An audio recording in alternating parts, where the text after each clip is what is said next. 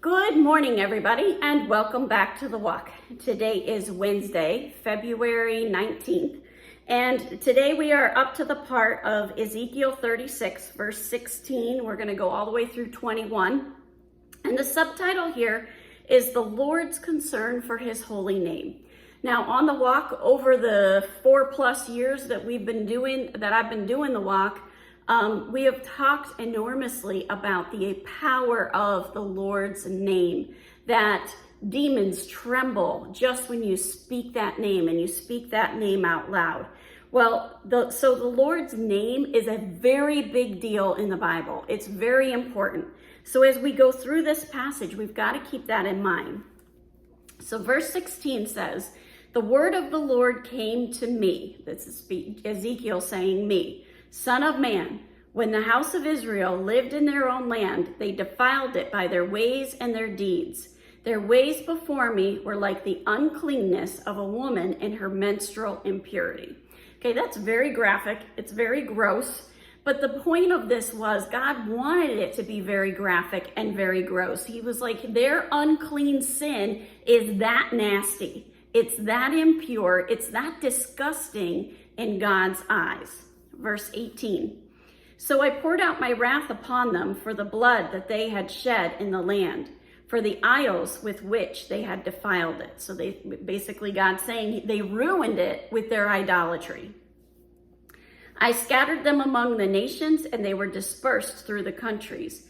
In accordance with their ways and their deeds, I judged them." So God looked at their deeds, and according to what their deeds were, God sent them out to other nations. They got exiled to Babylon. They're all over that region now.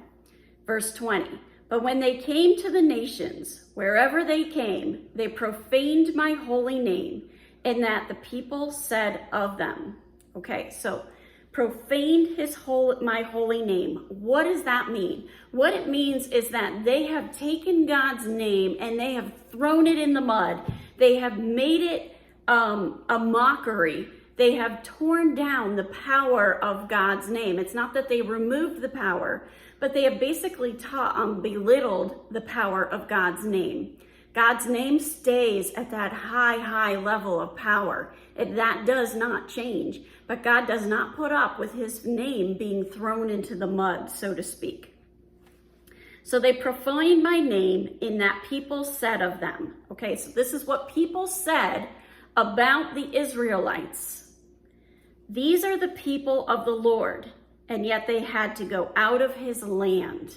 So God is basically saying, you had to leave the land because of your idolatry and because of your sin, because you were so clean, so unclean, and so nasty. I threw you out of the land. And it doesn't speak well of my name that I had to do that.